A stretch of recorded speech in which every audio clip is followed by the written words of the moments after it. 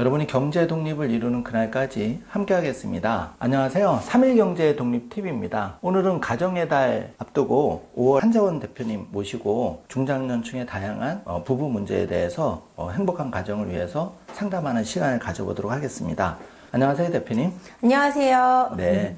어렵게 시간 내줘서 감사드리고요. 네. 예, 요즘 행복한 가정을 위해서 그 부부들 그 상담도 굉장히 많아서 바쁘신 걸로 알고 있는데 상담이 많이 들어오죠? 네, 상담은 엄청 항상 꽉 차 예. 있습니다. 네. 5월에는 특히 바쁘실 것 같은데요. 네. 세포 언니로 유명한 한재원 대표님 모시고 좋은 말씀 듣겠습니다. 주식회사 리어그의 대표 세포언니 한재원입니다. 반갑습니다. 네, 저희 3일 경제독립 TV 시청자분을 위해서 시간 내줘서 감사드리고요. 중장년층들이 이제 굉장히 궁금한 게 많아요. 그래서 오늘 질문이 많은데 네. 첫 번째 질문 들어갈게요. 네. 최근 남자 여자가 바람피는 딱 한 가지 이유가 어떤 게 있을까요?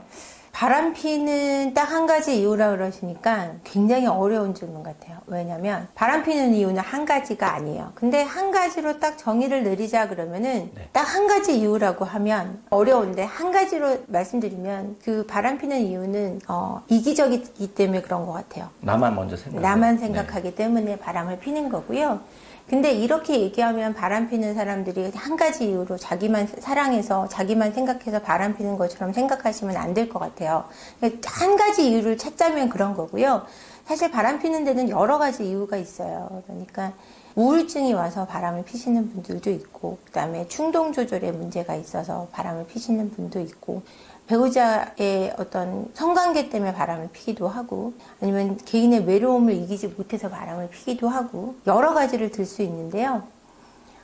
보통 남자들이 바람을 피는 이유는 기본적으로 남자들이 갖고 있는 성적 다양성의 추구라는 것이 있어요. 그래서 그 생물학적인 그 구조로도 내가 많은 씨를 뿌려서 많은 자손을 갖는 게 바람이잖아요. 그 바람 때문에 성적 다양성을 추구하는 기본적인 그 성향을 탑재하고 있다고 보시면 되는데, 성적 지향적이고 생물학적으로 그런 면을 가지고 있고요. 네. 여성분들 경우는 바람을 많이 피는 이유는 이제 외로움 때문에 피세요. 그러니까 우울증이 왔을 때 외롭다고 많이 느끼게 돼 있고, 내가 결혼을 통해서 원했던 내 옆에만 있어주고 나를 우선시하는 남편이 첫 번째 이상인데 그 이상이 깨졌다고 생각할 때 많이들 바람을 피세요. 그러니까 이 바람을 피는 게 나의 원인인데 이 남편이 나를 외롭게 하기 때문에 내가 바람을 핀다고 생각을 하세요. 근데 사실은 그 외롭다는 것 자체가 개인이 갖고 있는 개인적인 문제인데, 그걸 상대방으로 탓으로 돌리다 보면 그게 우울증이 오고 그 우울증이 자연스럽게 바람으로 이어지기도 하는 거죠. 예. 남자 입장에서는 그 여자가 다 알아주겠거니 또 여자도 남자가 다 알아주겠거니 하는데 부부간 대화가 중년이 될수록 없어지다 보니까 그런 거에서 오해도 있는 것 같습니다. 바람을 피는 데에서 오해로 바람을 핀다, 그런 부분은 조금 아닐 것 같고요. 바람을 피는 데 있어서 바람을 방지할 수 있는 이유, 할 수 있는 부분이 뭐냐라고 얘기하면 그게 대화일 수는 있을 것 같아요. 그러니까 대화 속에서 오해가 생겨서 바람을 핀다, 전 이런 측면으로는 전혀 바라보고 있지 않고요. 바람을 피는 이유는 대체적으로 본인의 결핍에 따른 거거든요. 남자들은 인정을, 여성들은 사랑을 원하는데 이 인정과 사랑의 욕구를 충족하지 못한다고 생각할 때, 가정에서 그랬을 때 나의 결핍을 채우기 위해서 외부적으로 그걸 충족하기 위한 방법이 가장 쉬운 게 이성을 통한 거거든요. 그랬을 때 저는 바람을 핀다고 생각합니다. 예를 들면 여자들은 따뜻한 한마디나 자상한 남편을 원하는데 그런 게 이제 충족 못 시켜주는 경우도 있고, 남편 입장에서는 예를 들어서 좀 생물학적으로 좀 왕성한데 여자분이 갱년기나 이렇게 되면 좀 잠자리를 회피하거나 이런 경우도 있잖아요. 그런 경우도 바람을 피우는 경우가 되지 않나요? 그렇죠. 그것도 바람을 많이 피우게 되는 이유이긴 한데, 이게 갱년기여서 그런다기보다 그 시기마다 좀 다른 것 같아요. 남자가 가장 바람을 많이 피는 시기는 사실은 아내가 임신했을 때랑 아내가 아플 때, 그리고 중년의 위기가 왔을 때, 이럴 때 바람을 많이 피워요. 그러니까 성적인 관계가 원활하지 못할 때 바람을 피는 경우가 많고요. 그리고 정서적으로도 내가 고립돼 있다고 느낄 때, 가족 내 소외감이 심각할 때, 사회적으로 내 자리가 위태로울 때도 바람을 많이 핍니다. 은퇴 후에도 40대 중반에 은퇴하는 분도 많고 하니까 그래서 존중받지 못하거나 이러면 남자분은 그런 요인으로 바람을 필 수도 있겠네요. 그렇죠. 그런 부분도 굉장히 크죠. 예, 그럼 네. 여자분들도 이런 부분은 좀 참고하면 좋을 것 같고요. 네.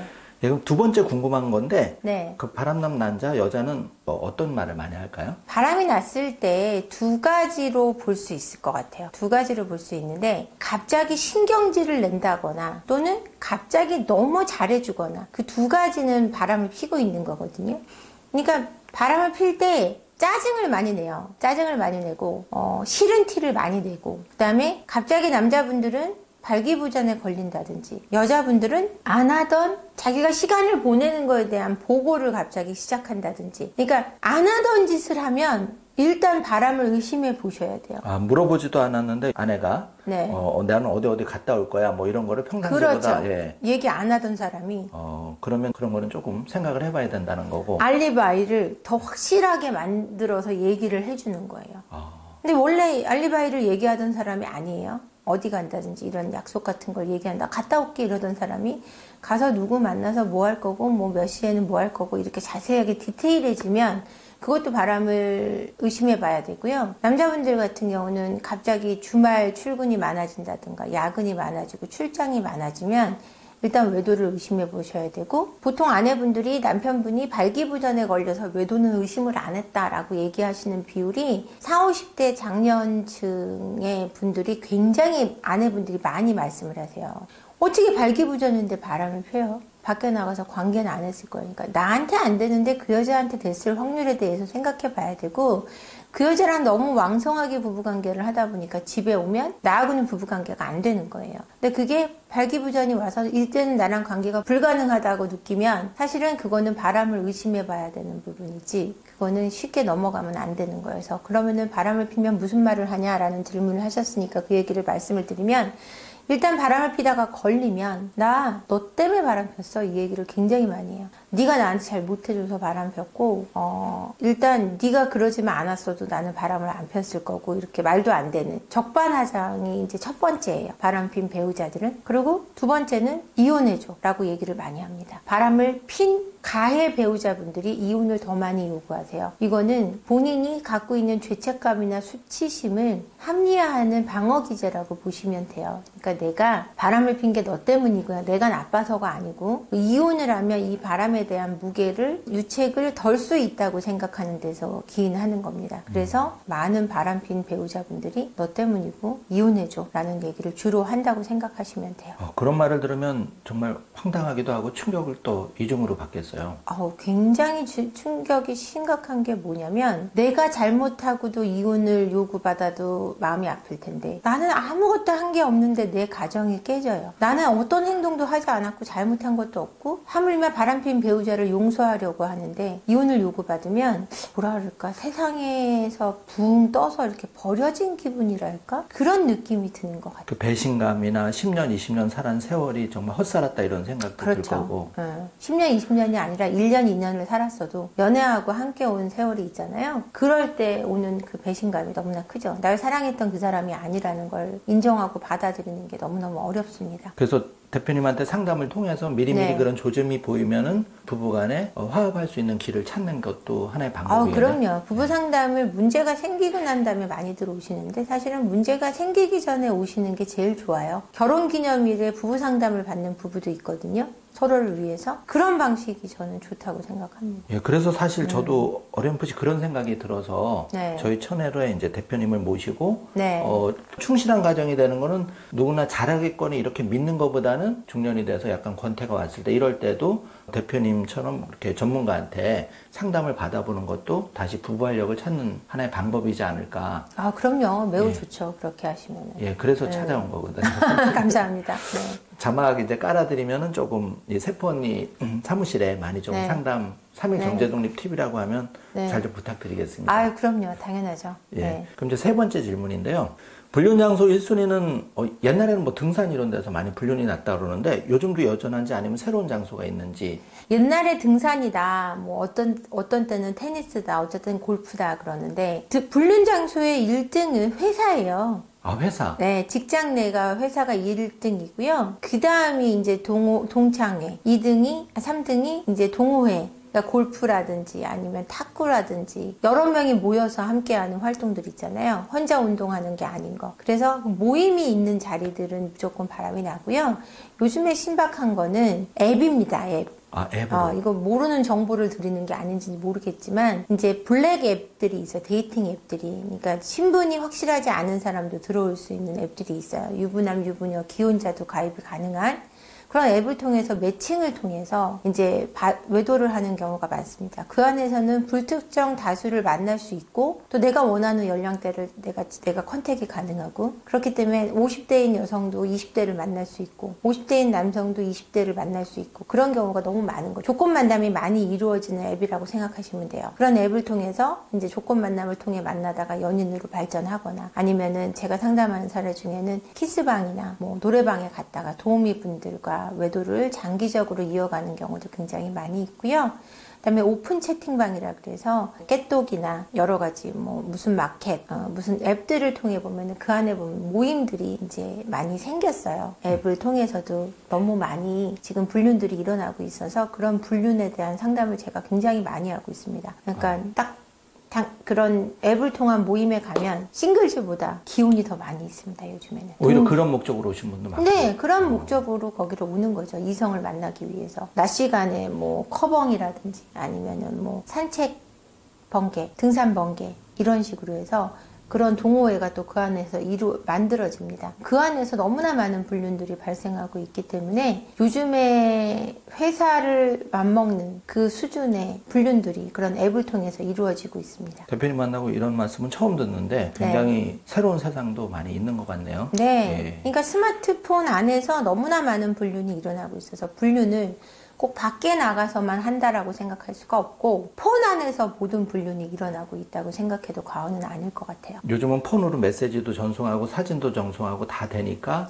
정말 신속하게 또 실시간으로 그렇게 되겠네요. 그러니까 어떤 아내분 같은 경우는 이런 사례가 있었어요. 그러니까 몰랐는데 새벽마다 남편이 어떤 방에 들어가서 안 나오더라는 거죠. 서재에 들어가서. 그래서 어느 날 그게 너무너무 한 1, 2년 계속돼서 너무 수상해서 어느 날은 자다 말고 문을 벌컥 열어봤더니 남편이 영상을 통해서 로맨스 스캠처럼 그런 일을 당하려고 하는지 옷을 벗고 그 오픈 채팅을 통해서 영상을 통해서 불륜을 하고 있는 걸 발견한 사례도 있거든요. 아, 충격적이네요, 진짜. 굉장히 충격받았어요. 문이 잠가놨는데 문을 따고 들어가서 이제 불시에 이제 검문을 해봤더니 옷을 벗고 다 벗은 상태로 영상 불륜을 하고 있던 거죠. 그럼 실제로 대표님한테 상담을 오는 분 중에는 그 직전 단계에서 오시면 제일 다행일 텐데 그 이후에 오셔도 치유를 받고 또 원위치로 돌아가시는 분도 있나요? 네, 그런 분들이 더 많죠. 저는 그 직후의 분들이 더 많이 오시기 때문에 10쌍이 오시면 8, 9쌍은 회복이 되셔서 함께 다시 하게 되시고 용서하고 화해를 하시니까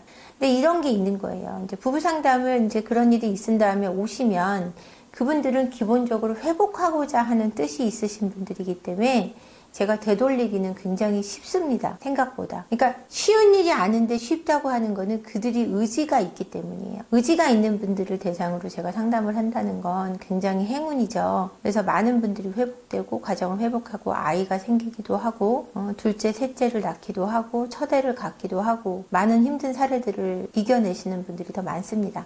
굉장히 그게 보람 있는 일일 것 같아요. 깨지려는 가정을 다시 이렇게 단단하게 하나의 성을 구축해 주신다는 대표님 역할이 정말 보람되는 것 같아요. 네.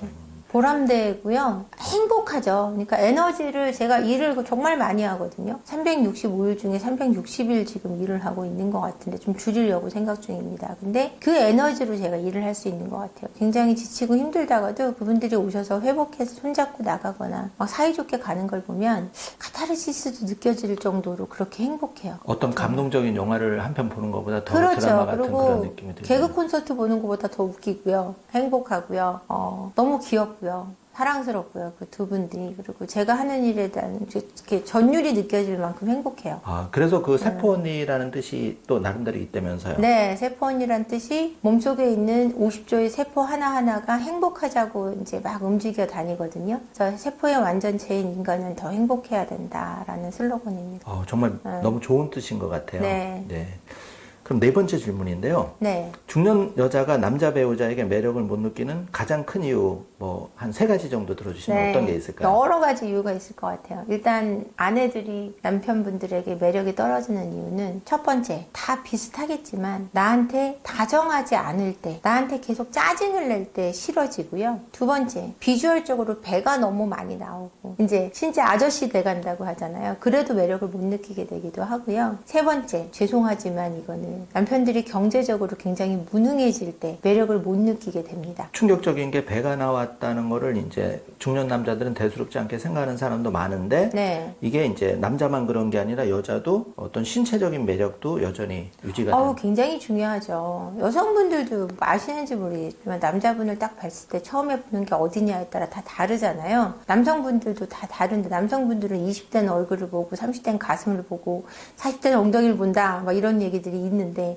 여자분들도 남성의 팔 근육이나 아니면은 뭐 등이라든지 이런 탄탄한 등, 탄탄한 배, 뭐 이런 것을 보고 성적인 그 자극을 받거든요. 그랬을 때 정말 괜찮았던 내 남편이 자꾸 아저씨가 돼갈 때, 너무 예뻤던 내 와이프가 아줌마가 돼갈 때 느끼는 실망감과 같다고 생각하면 될 것 같아요. 예를 들어서 남편이 아내한테 치마 좀 입으라든지 외모에 신경 쓰라든지 또 아내는 남편 배를 만지면서 뱃살 좀 집어넣어 이런 말이 좀 잦아든 많이 한다는 거는 조금 각자가 신경을 써야 된다는 신호를. 그럼요. 그리고 건강을 위해서도 신경을 쓰셔야 되는 부분이기도 하고요. 이렇게 여성분들은 지방이 이 내장 밖으로 이렇게 올라와서 배가 불러오지만 남성분들의 배의 지방은 내장 안으로 생긴다고 제가 알고 있거든요. 그래서 건강에 훨씬 치명적이라고 알고 있어요. 그러니까 건강을 위해서도 그렇고 내 아내에게 매력적으로 보이기 위해서라도 조금 긴장하고 노력하는 건 서로에게 훨씬 더 좋은 느낌을 주지 않을까요? 그럼 중년 남성분들은 이혼 안 당하기 위해서 조금 건강한 몸, 뱃살을 집어넣는 노력도. 뱃살보다 중요한 건 경제적 능력이기도 하겠죠. 아, 그래요? 네, 그게 우선되겠죠. 이혼을 안 당하기 위해서라면. 열심히 투잡을 뛰어야 네, 된다. 경제적인 능력과 그리고 외도를 하지 않는 것, 그것이 굉장히 중요한 요소일 것 같습니다. 하긴 돈 문제가 굉장히 또 큰 부분을 차지할 것 같아요. 여성들은 거의 상향혼을 원한다라고 알고 계시잖아요. 많은 분들이. 남성분들은 덜 하신데. 근데 그게 내가 안정적으로 내 아이를 키우기 위한 조건이 경제적인 게 기반이 되기 때문에 절대적으로 필요하기 때문에 그런 부분에 대한 기대치는 아내분들이 끊임없이 갖게 되는 것 같습니다. 그럼 갑자기 퇴직했거나 좀 빨리 회사에서 나온다고 하더라도 내가 이만큼 고생했어 보다는 바로 나오자마자 새로운 일자리도 알아보고 적극적인 경쟁 활동을 하는 게 부부관계에도 많이 도움이 되겠네요. 도움이 되죠. 근데 저는 그거는 부부관계에 도움이 되는 걸 떠나서 저는 정말 일을 열심히 하고 잠깐 퇴직을 하거나 이랬을 때는 아내분들이 진짜 힘이 돼줘야 된다고 생각해요. 매력을 못 느낀다라고 말씀을 드린 건 그건 사실이긴 하지만 그렇지 않은 아내분들도 분명히 있고요. 있어야 된다고 저는 생각해요. 왜냐면 남편이 기운이 빠지고 힘들었을 때 정말 응원해주는 아내에게 남편도 더 사랑을 느끼고 더 여자로서 더 아껴주고 싶고 인정 욕구를 채울 수 있고 이럴 때 또 부부 사이가 좋아질 수 있는 것 같기 때문에 남편분들이 노력하는 것과 더불어서 아내분들의 이해와 그때의 응원이 필요하다고 생각합니다. 가끔 여자분들은 그 부부관계를 하나의 무기로 삼아서 네. 잠자리를 갖지 않는 걸로 남편에게 보복을 한다든지 네. 화풀이를 한다든지 이런 분도 계시다고 하는데 있죠. 그런 경우도 심해지면 이혼이 되거나 서로 또 딴 일을 알아보거나 이런 사유가 될 수 있나요? 사유가 되겠죠. 당연히. 그리고 이혼이 되는 이유는 이제 배우자의 유기라는 부분이 있잖아요. 민법에 그 이혼 사유 중에. 그래서 관계를 계속해서 해주지 않고 또 내가 남편분도 마찬가지고 계속 거부하는 거는 이혼 사유에 들어갑니다. 그러면 이제 그런 부분은 어쨌든 이제 부부관계라든지 이런 부분도 요즘은 각방 쓰고 혼자 뭐 그렇게는 좀 위기가 될 수 있으니까 신경을 써야 되는 부분. 당연하죠. 그리고 섹스리스는 이혼과 외도로 가는 지름길입니다. 근데 섹스리스를 너무 아무렇지도 않게 생각하시는 한국 부부들이 너무 많은데 남자와 여자가 함께 산다는 거는 함께 육체적인 것을 나눈다는 것이 굉장히 중요한 부분이라는 것을 간과하셔서는 안 될 것 같아요. 정말 대표님이 그런 거를 잘 상담해 주시는 게 큰 도움이 될 것 같고요. 네. 다섯 번째 질문인데 중년 남자가 여자 배우자에게 매력을 못 느끼면 이렇게 된다. 중년 남자가 여성에게 매력을 못 느끼면 아내에게 여성으로서의 매력을 못 느끼면 거의 바람이 나겠죠. 많은 경우 그렇게 많은 경우 그렇습니다. 그런데 그게 그냥 바람으로 이어지는 것뿐이 아니라 성적인 성매매로 이어지기도 하고 근데 이게 아내에게 매력을 못 느끼기 때문에 그러는 건 아니고요. 본인의 문제가 가장 큰데 우리 여성분들도 남성분들에게 어떤 육체적인 매력을 못 느끼면 아내분들도 싫은데 남성분들은 눈으로 사랑을 하거든요. 여자분들은 귀로 사랑을 합니다. 이랬을 때 남편분들은 이 시각적인 게 훨씬 중요하다는 얘기예요. 남자들에게는. 그랬을 때 비주얼적으로 무너질 때, 망가질 때 남편분들이 아내에게 여성으로서의 매력을 못 느끼는 건 너무 당연하지 않을까요? 그냥 사랑해서 결혼했으니까 내가 아무리 망가져도 너는 나에게 매력을 느껴라는 그것만큼은 될 수 없는 부분일 것 같아요. 근데 이런 경우도 있어요. 아내분이 어떤 외모가 망가지고 이래서 그러는 게 아니라 집에 있을 때 너무 안 꾸미는 거예요. 그러니까 팬티도 남편이 입다 버린 찢어진 팬티를 입고 다닌다든지 집에서 있는데 사각 팬티 같은 거를 남편 거를 입고 다닌다든지 아니면은 머리도 산발을 하고 항상 씻지 않는다든지 이럴 때 남편분들이 아내에게 매력을 느끼지 못하거든요. 그러니까 내가 뭐 뚱뚱하고 뭐 외적으로 많이 망가지지 않았다고 해도 내가 집에서 조금은 나를 케어하는 모습을, 깔끔한 모습을 보여주는 건 여성적인 매력을 어필하는 데 많은 도움이 될 거라고 생각합니다. 네.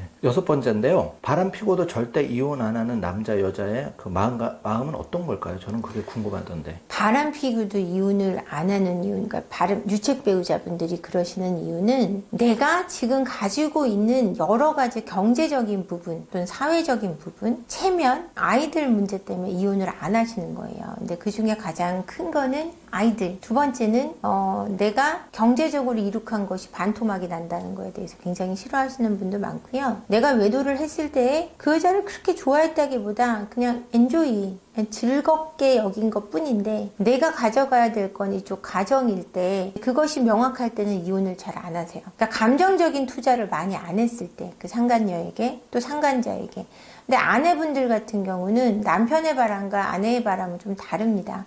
남자의 바람은 어떤 즐김을 위한 그냥 가벼운 바람의 경우가 되게 많은데 비율적으로는 좀 높은데 여성의 바람은 그런 즐기는 류의 바람은 좀 드뭅니다. 왜냐하면 여성들은 정서적으로 이미 갔을 때 많이 빠져들었을 때 육체적 관계가 시작되는 경우가 더 많아요. 그렇지 않은 경우도 있지만 그렇기 때문에 여성의 바람은 이혼으로 이어지는 경우가 많고요. 남편의 바람은 다시 회귀하는 경우가 더 많이 있습니다. 여자분들은 이제 외로움이나 그런 관심을 더 필요로 하는데 그런 부분에 대해서 지속적으로 채워지지 못하니까 외도를 어떤 계기로 했을 때는 네. 자식도 버리고 갈 수도 있는 자기 행복을 찾아서 약간 그런 여자만 그렇다는 건 아니고 남성분들도 그런 케이스가 많은데 바람의 어떤 극단적인 어떤 정의를 내리자면 표현을 하자면 그렇게 조금 구분될 수 있는데 여성분들도 바람을 피고도 이혼을 안 하려고 하는 케이스도 꽤 있지만 대체적으로 이혼을 하고 싶어 하는 경우가 더 많다는 거고요. 남자들 같은 경우는 바람을 피고도 이혼을 안 하려고 하는 케이스가 조금 더 많다는 얘기예요. 예. 여기서 좀 궁금한 게 그래서 만약에 일이 벌어졌을 때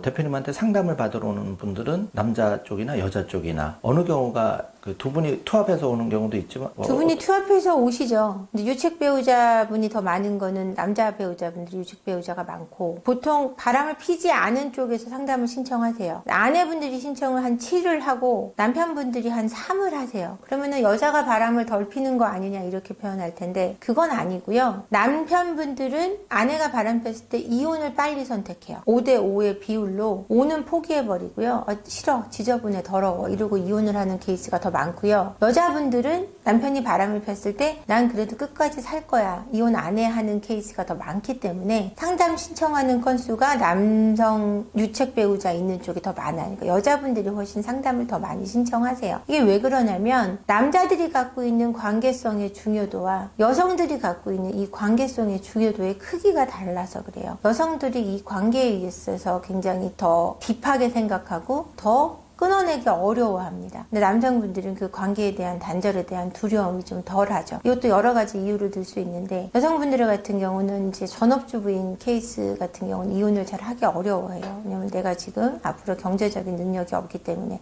근데 남성분들 같은 경우는 거의 경제활동을 하고 계시기 때문에 아내가 바람을 폈을 때 내가 경제적인 이유 때문에 이혼을 못하는 사유가 조금 빠진다고 생각하시면 될 것 같아요. 네, 7번째인데요. 네. 중년에게 이제 뭐 섹스는 꼭 필요한가 남자나 여자 네. 관점에서 네. 뭐 장단점이 좀 있을까요? 좀 섹스리스. 예, 신경 써야 될 부분이라든지. 예를 들어서 섹스리스는 남녀 모두에게 문제예요. 제가 상담을 할 때 아내분들이 남편의 그 성관계 거부로 오시는 케이스도 꽤 있고요. 아내분들의 성관계 거부로 오시는 경우도 꽤 있어요. 근데 어떻게 다르냐면 아내분들이 섹스를 거부할 때는 남편분을 따라서 오세요. 상담을 받으러. 남편분들이 섹스를 거부할 때는 상담을 안 받으려고 하세요. 그러니까 참여도가 좀 달라요. 그러니까 남편분들은 완전히 돌아서신 상태에서 관계를 안 하려고 하는 거고요. 여성분들은 정말 어떤 사유들, 애가 어리다든지 몸이 힘들다든지 그리고 내가 어떤 정신적으로 너무 피곤하든지 이럴 때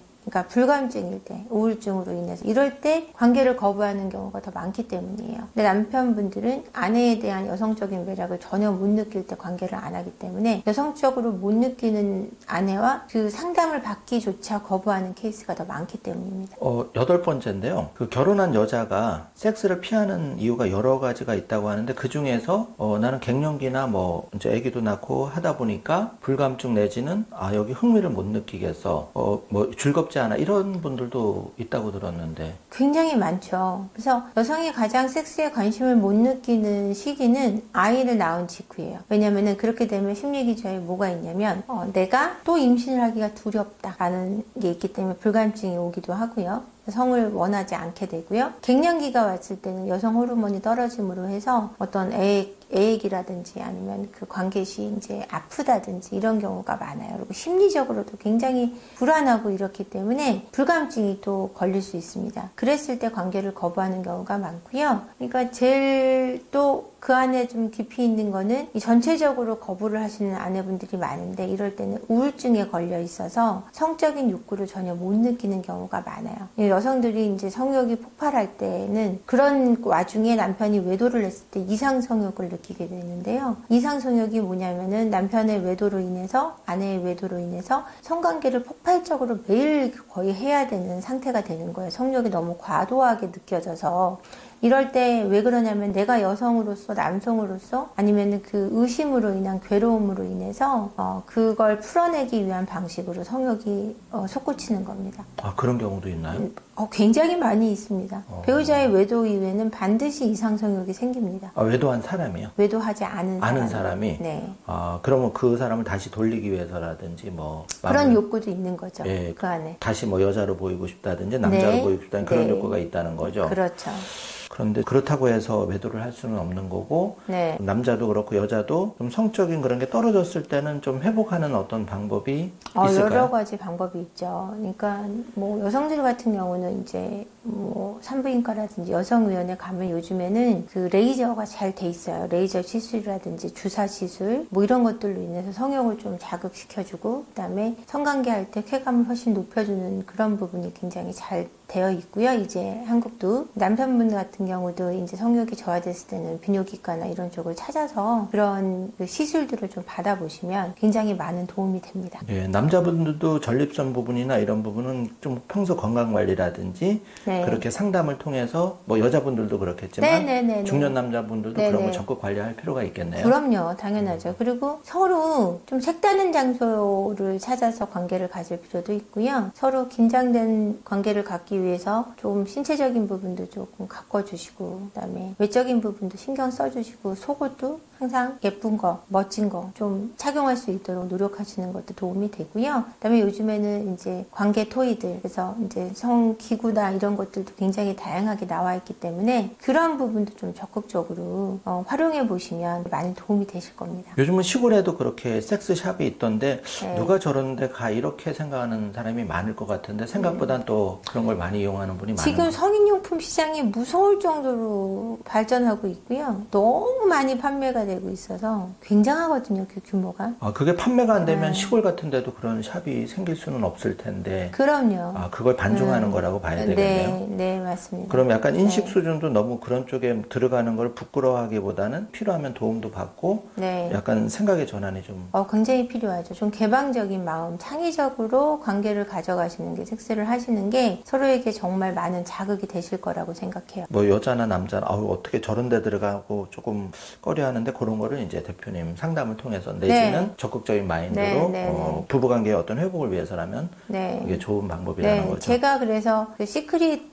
가방이라는 이 섹스에 필요한 도구들을 제가 지금 이제 연구도 하고 있거든요. 아, 그런 그래서 것까지 연구를 네, 해서? 지금 연구를 하고 있고 적극적으로 활용하고 부부들만의 세상을 만들 수 있도록 좀 준비도 하고 있습니다. 또 개발이 되면 또 저희도 알려주시고 네. 그런 시장도 건강한 관계를 위해서는 좋은 것 같습니다. 네, 네, 네. 9번째인데요. 이런 경우는 절대 이혼해야 하는 케이스. 네. 절대 이거는 무조건 이혼하는 게 낫다. 행복을 위해서. 그런 경우 어떤 게 있을까요? 저 같은 경우는 절대 이혼해야 된다고 생각하는 거는 폭력이 있을 때. 가정폭력. 가정폭력이 있을 때. 그러니까 바람보다 저는 신체적이고 물리적이고 정신적인 학대 속에서는 벗어나야 된다고 생각해요. 근데 이게 뭐가 문제냐면 신체적으로 정신적으로 이제 학대를 당하다 보면 거기서 벗어날 수 없는 무기력 상태가 돼요. 그 무기력 상태가 되면 그 사람 말에 100% 복종하게 되고 이제 그 안에서 못 나오게 되고 내가 그 사람을 사랑하고 있다고 착각하게 되기도 합니다. 이런 깊은 심리적인 어떤 피폐해짐 속에서는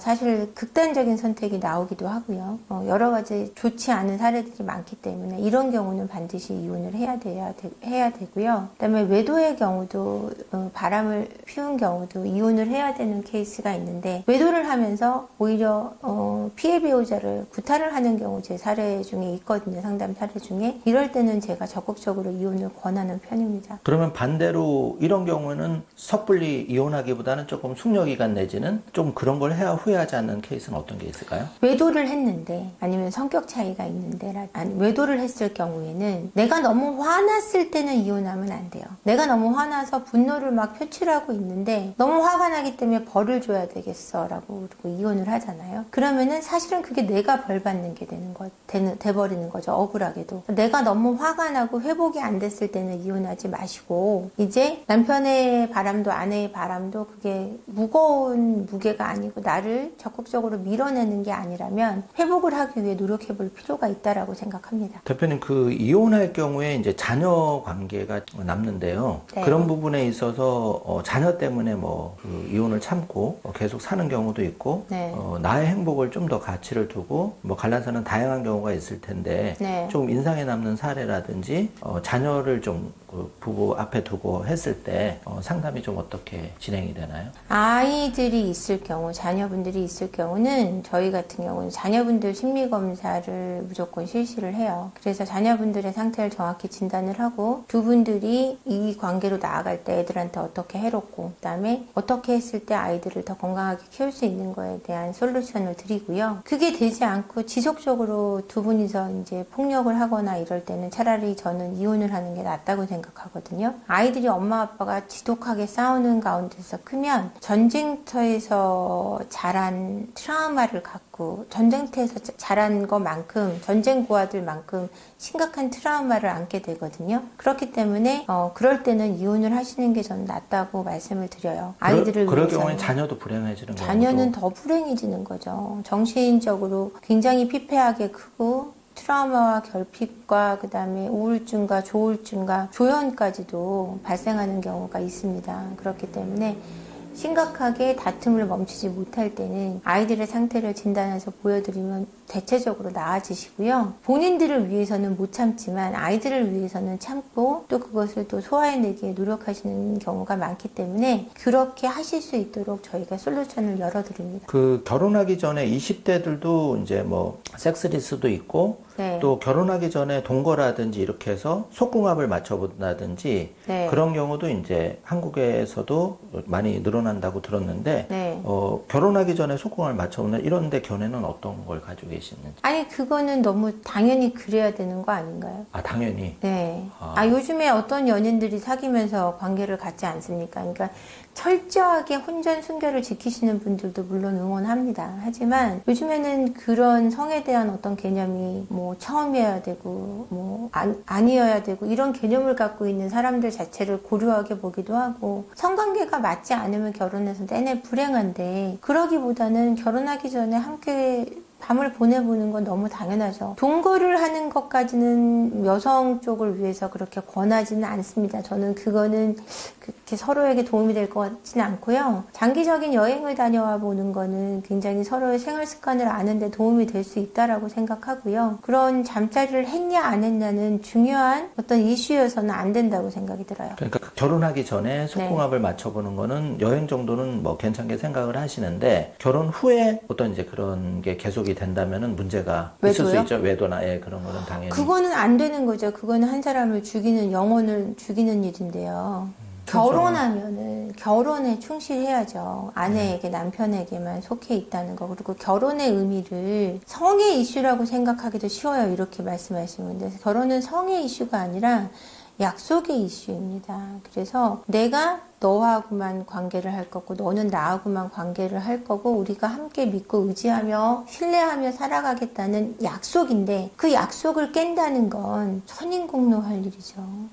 그건 그러면 안 된다고 생각합니다. 근데도 그런 일이 벌어졌다면 이제 그런데도 가해 배우자분들보다 그 피해 배우자분들이 더 이혼을 원하지 않기 때문에 사실은 그랬을 때 회복을 하고자 노력을 해보는 건 반드시 필요하다고 생각해요. 특히 자녀가 있을 때 자녀가 없을 때도 사랑하기 때문에 상대의 그 유책에도 불구하고 외도에도 불구하고 헤어지기를 힘들어하시는 분들이 굉장히 많아요. 자녀 때문이 아니라 사랑하기 때문에 그리고 그동안의 관계성 때문에 이런 부분도 조금 더 한 번 더 노력을 해봐야 되는 부분이지 무조건 외도를 했다 그래서 헤어져야 되는 일은 아니라고 생각하고 결혼해서 그렇다고 해서 결혼해서 외도가 된다는 뜻으로 제가 말씀드리는 건 아닙니다. 절대 결혼하고 나서는 그 정조를 지켜야죠. 네. 네.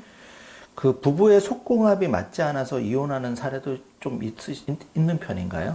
부부의 속궁합이 맞지 않는 이유로 우리는 속궁합이 맞지 않아 헤어져 이러는 경우는 되게 드물어요. 표면적으로는. 그렇지만 속궁합이 맞지 않으면 서로 대화를 하는 일이 줄어듭니다. 왜냐면 함께 잠자리 하는 일이 줄어들기 때문에요. 그리고 내가 또 대화가 줄어들다 보면은 성관계 하기가 굉장히 겸연쩍어져요. 그러다 보면 성관계가 점점 안 하게 되고 오랜만에 하면 그닥 좋지 않다는 느낌도 들고 왜냐하면 정서적으로 거리가 너무 있기 때문에 육체적으로 화합하기도 굉장히 힘들어져요. 이러면 성격 차이가 발생하고 성격 차이가 발생하게 되면 싸움이 되고 이러면서 이혼을 하는 케이스 또는 외도가 발생해서 이혼을 하는 케이스들이 꽤 많이 있습니다. 그러면 그 안에 어떤 섹스 리스의 문제라든가 아니면 속궁합이 맞지 않는 문제가 분명히 존재하겠죠. 네.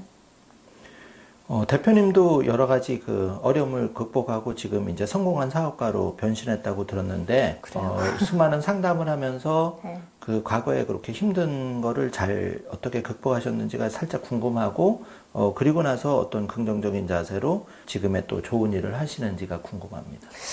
저 같은 경우는 이제 어릴 적에 좀 학대와 좀 어려움, 가난 속에서 컸고요.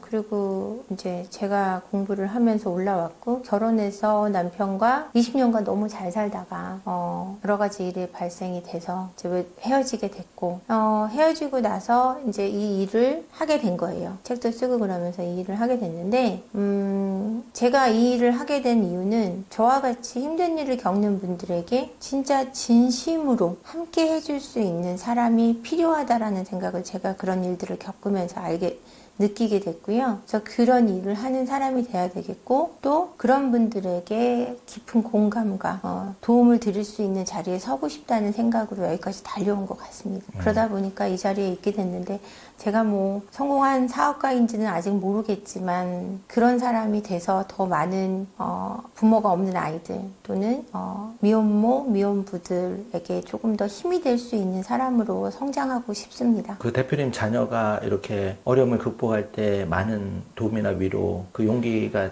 됐나요? 저희 아이들은요, 제 몸 밖에 심장인 것 같아요. 저는 아이들한테 얘기를 해요. 내 심장은 3개다. 너 하나, 너 하나, 내 하나. 엄마 심장이 3개라서 너무 행복하다라고 얘기하는데, 아이들이 그렇게 밝게 웃어주지 않았다면 제가 이 자리에 있을 수 없을 것 같고요. 저도 아이들을 웃게 하기 위해서 그 힘든 순간에 웃었거든요. 그러니까 그 남편하고 힘들었던 시간에 주변에서 그런 일을 몰랐던 사람이 저한테 뭐라 그랬냐면 세상에서 네가 제일 행복해 보인다 그랬어요. 한재원 씨가 제일 행복해 보인다고. 그래서 제가 웃었죠. 그러니까 그만큼 저는 그 어려운 순간에도 아이들을 위해서 웃었어요. 그래서 아이들, 제 자녀들도 웃을 수 있었고 그랬기 때문에 아이들이 훌륭하게 커졌고 제가 이 자리까지 올 수 있었던 것 같습니다.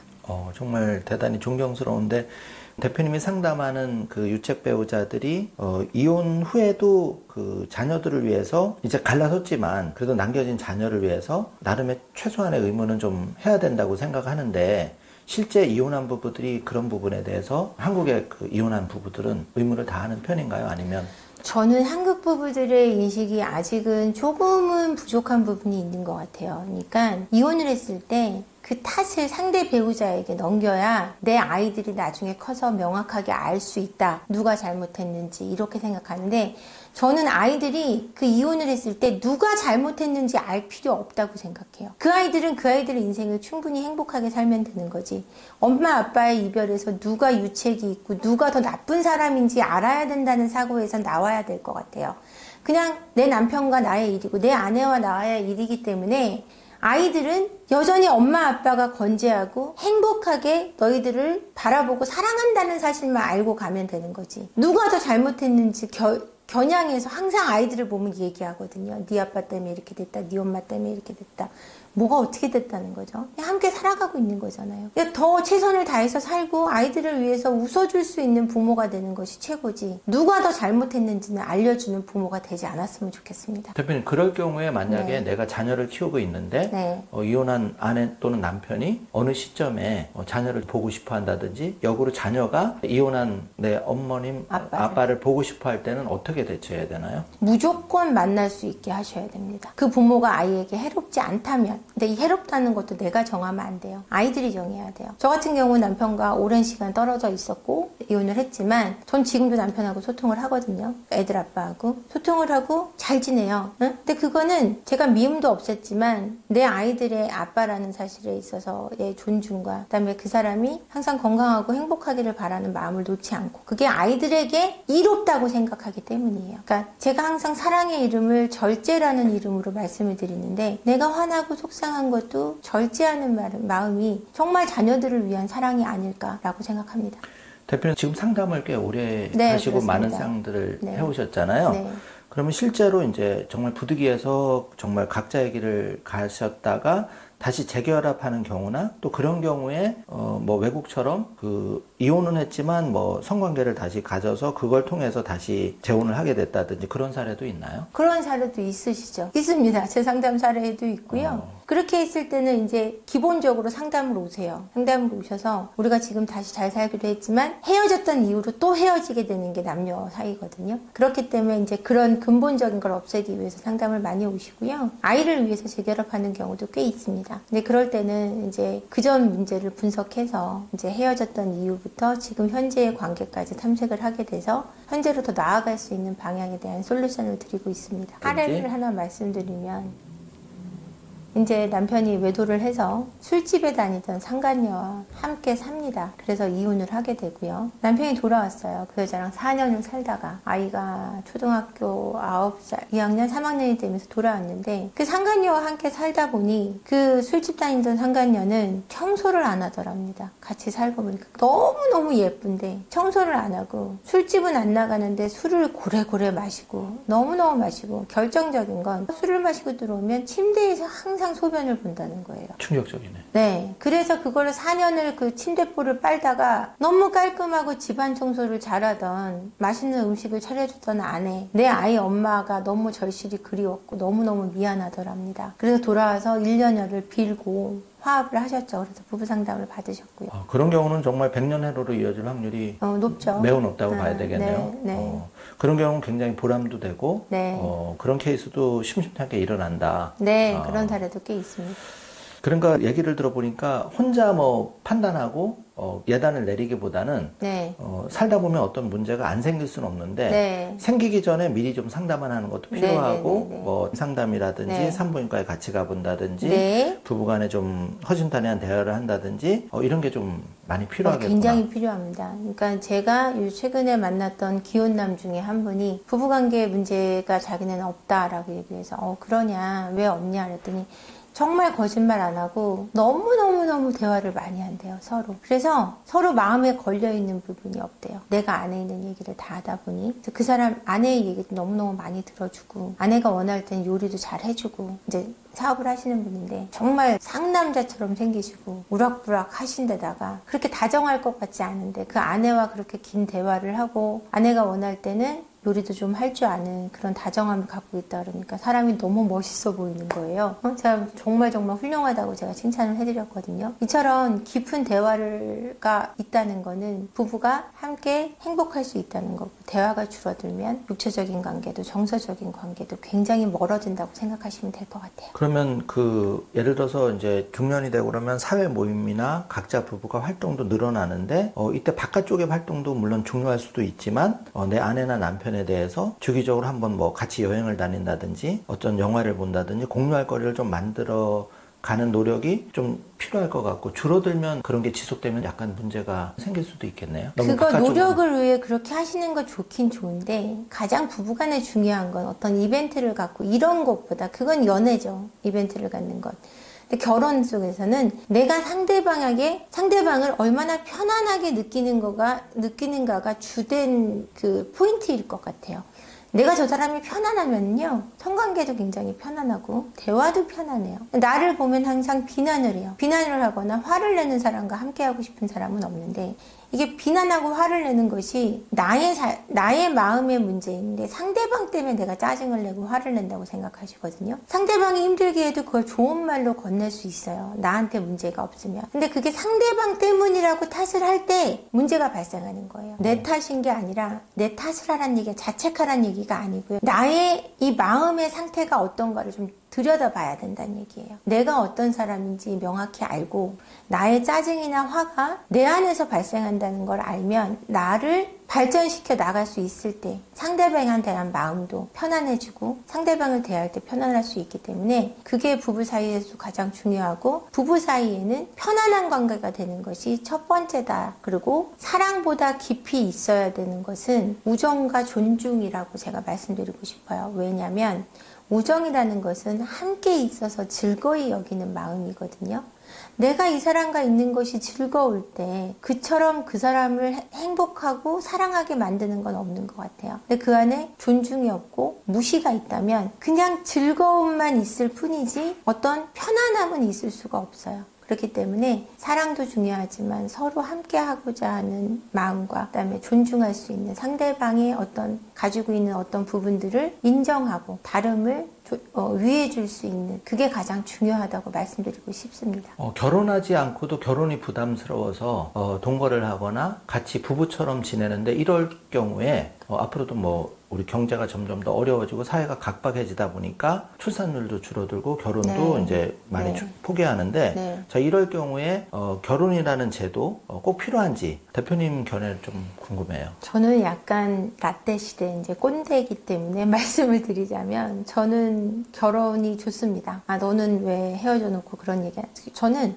제가 원한 이혼도 아니었고, 그다음에 결혼이라는 결실이, 저는 아이가 없는 부부도 있으시겠지만 그래도 행복하신 부분들 많지만 아이라는 그 선물이 세상에서 가장 귀하다고 저는 생각하기 때문에 결혼식은 중요하지 않은 것 같아요. 근데 결혼을 통해서 아이를 얻을 수 있다면 그냥 둘이서 함께 하는 것보다는 훨씬 행복해진다고 제가 진짜 확실하게 단언하고 확신을 갖고 말씀드릴 수 있을 것 같아요. 저는 결혼을 추천합니다. 예를 들어서 시골 같은 데 보면 조기에 과부가 됐거나 네. 부득이하게 이제 그 남편분하고 떨어져 있는 경우가 있는데 이런 경우에 자녀가 있으면 자녀 때문에 산다. 옛날 분 그런 말도 많이 하잖아요. 그냥 대표님 같은 경우도 앞으로 좋은 사람이 나타난다 해도 이런 거를 더 소중히 생각하니까 약간 그런 케이스에서는 결혼을 다시 선택하기보다는 그냥 이대로 행복함을 느끼면서 살아가는 분도 많이 있으실 수 있겠네요. 저는 그런 거하고는 관계없다고 생각하는데요. 재혼이 애들 때문에 하고 안 하고의 문제는 아닐 것 같고요. 아이들이 본인의 인생을 정말 잘 살 수 있도록, 아이 때문에 산다는 말을 저는 굉장히 싫어합니다. 아이 때문에 사는 건 아니에요. 착각하고 계신 거예요.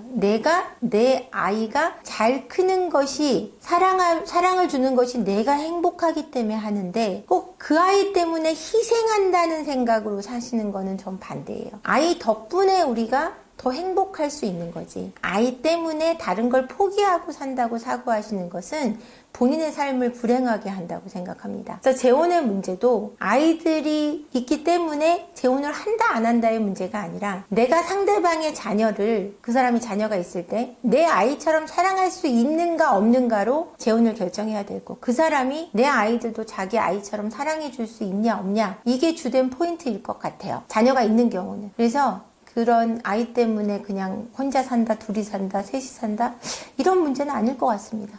그건 미처 생각을 못 했는데, 네. 어떤 행복이란 관점에서 판단을 해야 될 것 같고, 제 짧은 생각에는 네. 자녀의 행복, 또 나의 행복, 자녀도 소유물이 아니고 어차피 자녀가 스스로 행복하는 걸 찾아가는 거고, 네. 내가 이혼을 했다 하더라도 나의 행복을 찾아서 가는 거고, 그런 관점에서 보면 서로 이렇게 자녀가 있는 이혼남, 이혼녀가 만났을 때도 얼마든지 행복한 가정을 꾸릴 수 있고. 그럼요. 근데 기본적으로 내 기분만 생각하는 게 아니라 상대방의 가족, 아이들, 정말 내 아이처럼 사랑할 수 있는가가 가장 주된 요소가 될 것 같습니다. 예, 마지막으로 대표님 여쭤보고 싶은 건 많은데, 시간 관계상 네. 행복하기 위해서 결혼도 하고 네. 연애도 하고 가정을 꾸리는 거라고 생각이 되는데, 네. 대표님이 많은 상담을 해오면서 정말 행복이라는 거에 대해서 어떻게 생각하시는지, 그 상담을 통해서 이런 게 행복이구나, 내지는 대표님만의 어떤 행복에 대한 철학이 있을까요? 결혼을 해서 행복해지는 방법은 상대방의 어떤 행동이나 어떤 부분들을, 내 마음에 들지 않는 부분들을 굉장히 저 사람은 그럴 수 있어, 나는 아닌데 저 사람은 그럴 수 있다라는 어떤 가벼운 마음이 굉장히 중요하다는 생각을 제가 상담을 통해 했고요. 제가 생각하는 인간의 행복이라고 하면 두 가지로 제가 딱 축약해서 말씀드릴 수 있을 것 같아요. 지금 현재를 사는 것과, 그리고 타인을 내가 컨트롤할 수 없다는 걸, 그 두 가지만 명확히 하면 굉장히 행복해질 수 있거든요.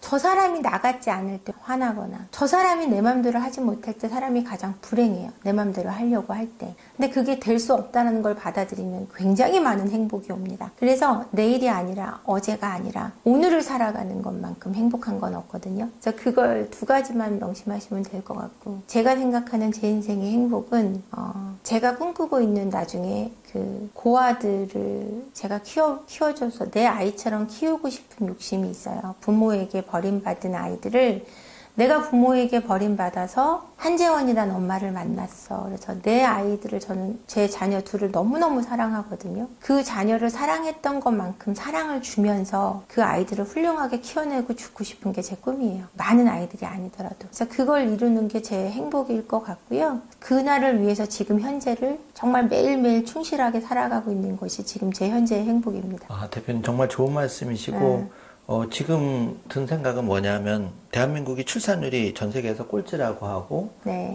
여러 가지 집값 폭등이라든지, 또 지금 암울한 현실 때문에 결혼을 아예 포기한, 네. 그나마 이혼하러 온 분들은 그래도 결혼이라도 했는데, 네. 20대 어떤 정말 짱짱한 분들이 안타깝게 결혼을 포기하고 이런 분들이 생각보다 많은데, 네. 대표님이 생각하는 수많은 상담을 통해서 대표님이 그런 분들한테 그래도 힘들어도 결혼이나 예를 들어서 행복한 가정 내지는 자기 인생을 위해서 그런 조언해 주신다면 어떤 게 있을까요?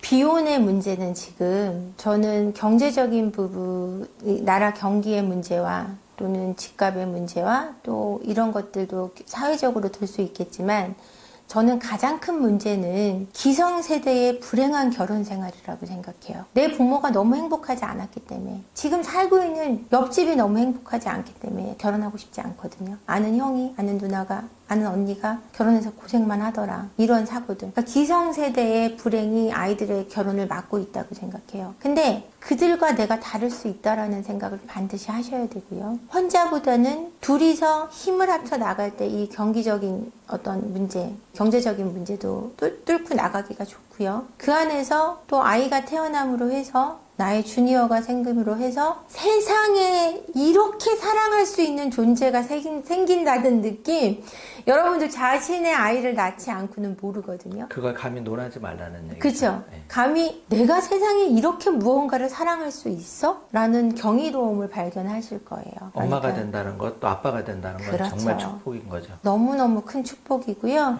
그 아이를 또 자주적이고 독립적으로 키워냄으로 해서는 그 사사로운 일상들이 여러분을 살아가게 할 거고 또 행복하게 일으켜 세울 겁니다. 믿고 결혼해 보세요. 제가 정말 네. 개인적으로 그 마마보이라고 하죠. 네, 그 네. 예전에 오래된 네, 네, 일이지만 이웃에서 그것 때문에 안타깝게 이혼하는 그런 걸 한번 목격한 적이 있는데, 두 분이 부부가 행복하면 되는데 그 시댁이나 뭐 그런 문제 때문에 헤어지는 경우도 요즘도 있나요? 그리고 있습니다. 그런 경우에는 어떤 조언을 해주시나요? 있습니다. 그때는 이제 시댁의 문제에 따라 좀 다른데, 이제 시댁과의 너무나 긴밀한 남편 때문에 이혼하는 케이스는 있어요. 근데 이제 이 남편분이 결단을 내려야 돼요. 그러니까 저는 시어머니는 잘못됐고 며느리는 잘됐다라는 개념을 갖고 있지는 않아요. 사람 나름이거든요. 요즘엔 그리고 시어머니들도 며느리 눈치를 너무 많이 봐요.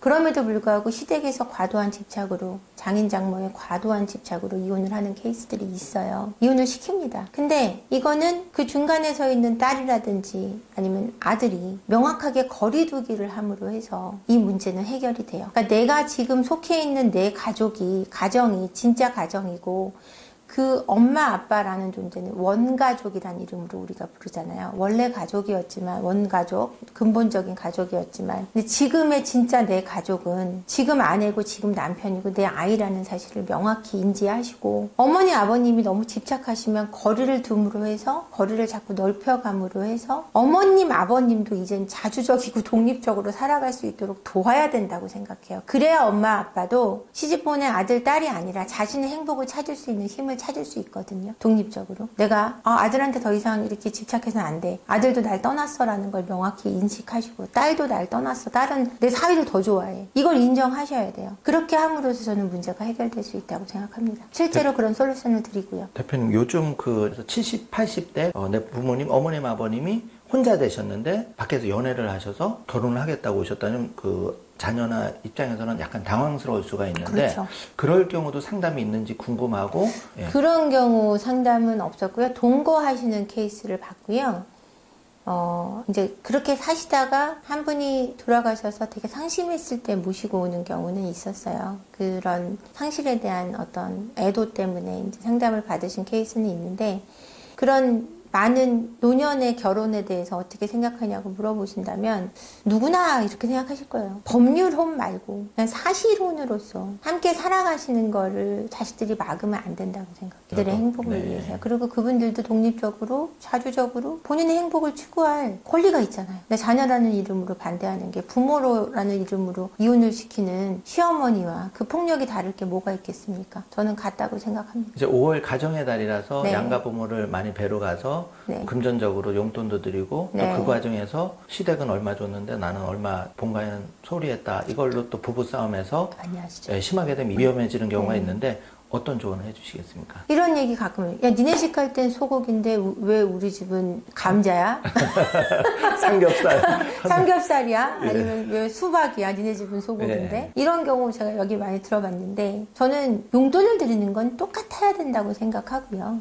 같게 드려야 되고, 그 다음에 용돈이 이 가족을 해칠 정도의 수준이 돼서는 안 된다고 생각해요. 아무리 과도하게 효도하고 싶다고 하더라도 내 능력을 벗어나는 정도의 과도한 효도는 서로 해롭다고 생각해요. 그들도 너무 의지하게 할 거고, 부모님도. 자녀분들은 버거워서 싸움이 될 거고. 부모들이 바라는 거는요, 뭐 아시겠지만 자식의 행복이거든요. 나한테 많이 주고 니들이 불행한 것보다 조금 주고 니들이 사이 좋은 게 훨씬 좋다고 생각하실 거예요.